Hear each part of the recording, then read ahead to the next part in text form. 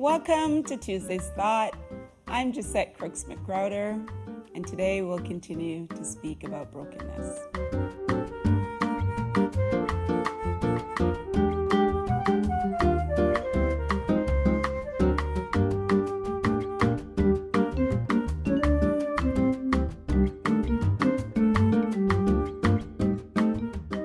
Last week, we went through how to change negative thoughts to more positive ones. And you might say, well, how will that help me to move forward out of my brokenness?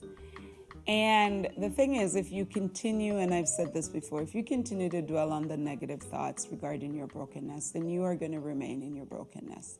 I do understand that you're in a lot of pain. I do understand that this is not easy for you. I do understand that you might have been hurt in some way, or you might feel guilt and shame, but continuing to think about it in a negative way, not that I'm not saying it was a positive thing, but continuing to think negatively is not going to help the situation. It's going to keep you in that situation.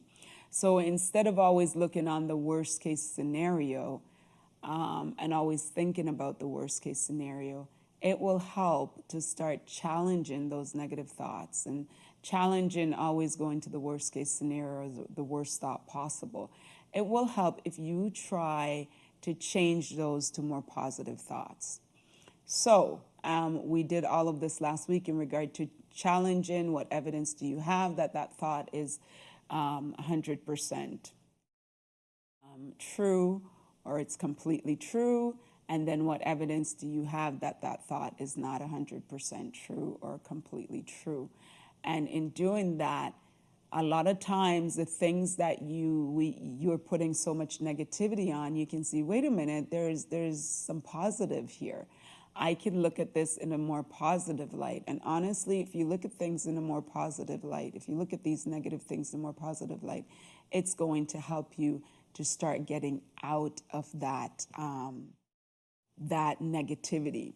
I'm not saying it's an easy thing. It's not easy. And I would have to have a one-on-one with a person to help you to do therapy. So this is not therapy. This is just psychoeducation to say this is how you can start the process so that you can get to where you need to get to. So this is not therapy that I'm doing, but psychoeducation, teaching you a little strategy. It's called automatic thought records, a little technique to start the process to move towards getting out of that negativity that you're in, to move towards getting some healing from that brokenness, right? To change the way that you think. So I challenge you to, if today or tomorrow, whenever a negative thought comes up based upon your brokenness. So something happens, a situation triggers a negative thought, triggers some kind of negative emotion or sad emotion, sad, depressed, anger, any one of those emotions that you'd rather not have. I challenge you to try using the approach we used last week, just to see if you can find a glimpse of positiveness in there. Are those thoughts that you're having, are they 100% true? Or could it be that they are not true, but you have been using interpretation instead of fact to drive your thinking? Could that be the case? So I don't know what each individual's brokenness is stemming from, but let's say whatever it is, I know there's, it could be very complicated. So let's say whatever it is, it has led you to believe that you are not loved. Then I want you to challenge that thought. Every time you start thinking that I'm not loved, or people don't love me, or no one loves me, I want you to challenge that thought. What evidence do you have that no one loves you? And use facts. And then I want you to challenge that. What evidence do you have that that thought is not true? What evidence is there, right? And I'm sure you're going to find something that shows that someone does love you. In all the world, in all, the people that you know, someone loves you. It might be someone that's not right in your home. It might be someone that's far away. But if you really think about it, someone loves you. And your mind will tell you, nope, absolutely no one loves you, yet you have a person calling you all the time, checking in on you. You go to church, people are hugging you, they're greeting you, they're saying, we're praying for you. They might have even said to you, I love you.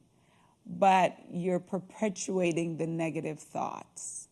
You're just going by your interpretation, perhaps, of that situation that broke you, that was such a horrible situation, that person doesn't love me, and then you might be generalizing that to everyone around you when that's not the case. One negative, a negative situation, sometimes we generalize it and make it look like all of our lives are based on that one negative situation, when there are so many positive things going on in life. And it is natural to think about that negative thing, right? Because that's the thing that hurts, that's the thing that's painful. But in just focusing on that, you're not looking at the good things around you. You're not seeing that, positive things are happening. Your kids are going to school. They're doing well in school. You have a home to live in. You have food to eat. You have clothing. You have clean water. You have all those things going on for you, but you're only focusing on the brokenness or the situation that's causing your brokenness. And what that does, it keeps you down. It doesn't uplift you. It doesn't make you feel good. It just keeps you down. So it's very important that we just don't look at the negative. And like I said, every situation's different and they're complicated. And, what works for one person might not work for another. But positive thinking is always a good thing. And the Bible teaches us that we want to think on the things that are lovely and the things that are positive and the things that's going to make us feel good, not so much dwelling on the things that's not going to make us feel good.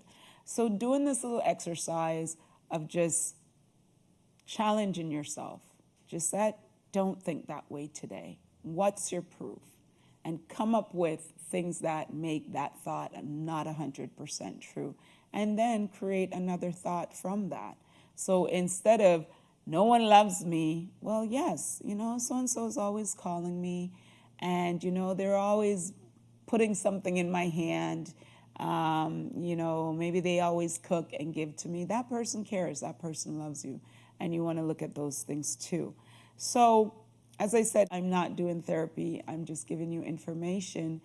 But if it's very complicated and just, trying to do the automatic thought records not helping, you need to speak to someone. So the automatic thought records that we did last week and the week before, that can start to help to lift your spirit. And that can encourage you to go and to get help, to speak to someone. Now, some people, they hear the word therapy and they get nervous, and some people might think it's not a good thing and, or someone's going to go spread my business. But if you do go to a professional therapist, your business will not be spread to anyone because they have to keep confidentiality. You could also go to your pastor. I can't guarantee that it's going to be confidential in that way, but you have to know your pastor and know that if you go to your pastor to talk about your issues, be sure to tell him or her that you want this to be confidential. Not that you're trying to insult them, but you just want to make sure they know that I'd like this conversation to be confidential, and I feel most likely that pastor will respect your wishes and keep your information confidential. So if you don't feel like you want to tell the pastor, then it's important to tell someone else.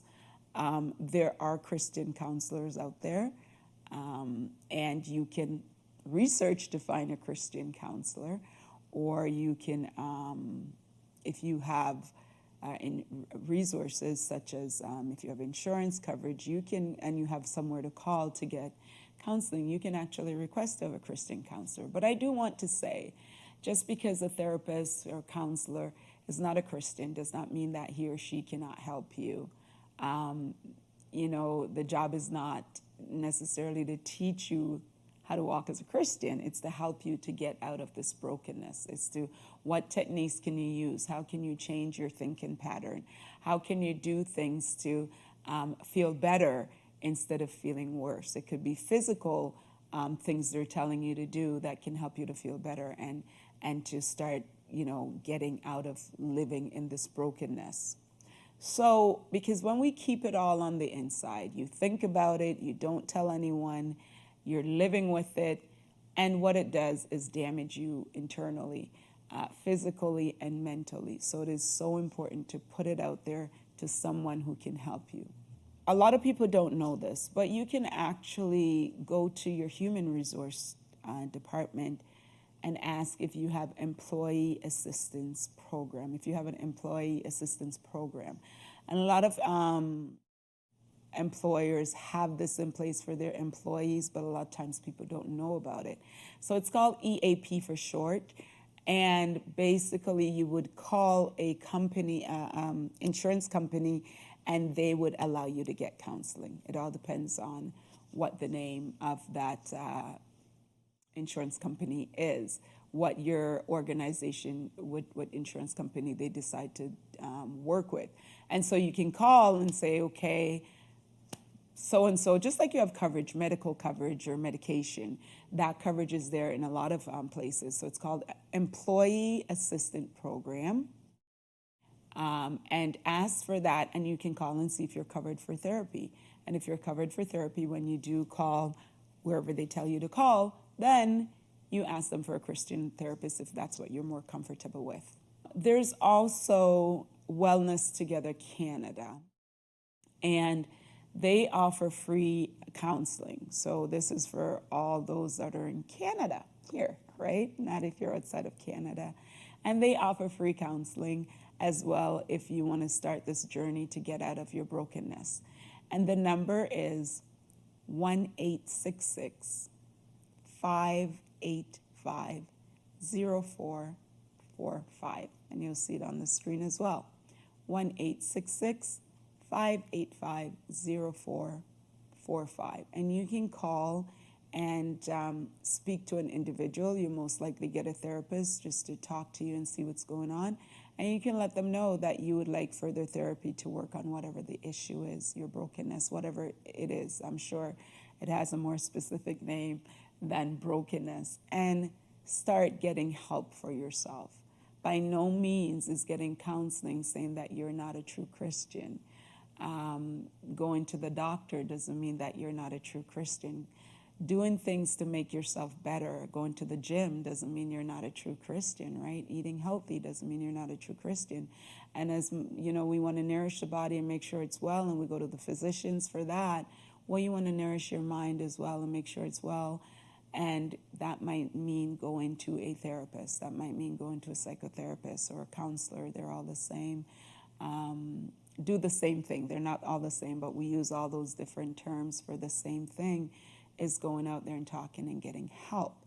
So very important that you think about that, because even though I started the automatic thought records with you, that's not necessarily going to help everyone. In fact, it's just a stepping stone for you to realize, hey, I can feel a little bit better, and then go get that help where you can work with a therapist who knows more and can help you, whether it's trauma, whatever that trauma might be.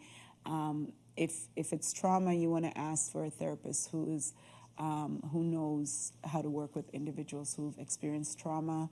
Or you can also, if you want to go further with the cognitive behavior therapy that we did, which is the automatic thought, then you ask for a therapist who is well versed in cognitive behavioral therapy. Okay, so God wants us to use the resources that we do have. I know there's sometimes people get very, like I said, scared about, oh my goodness, a therapist, they're going to tell me to do bad things. Well, you're a grown up for the most part. If your therapist is telling you to do something that you think is against the Bible, by no means don't do that. And you don't have to continue seeing that therapist, right? But their job is to help you in your situation, not to tell you whether being a Christian or not is good or bad or anything like that.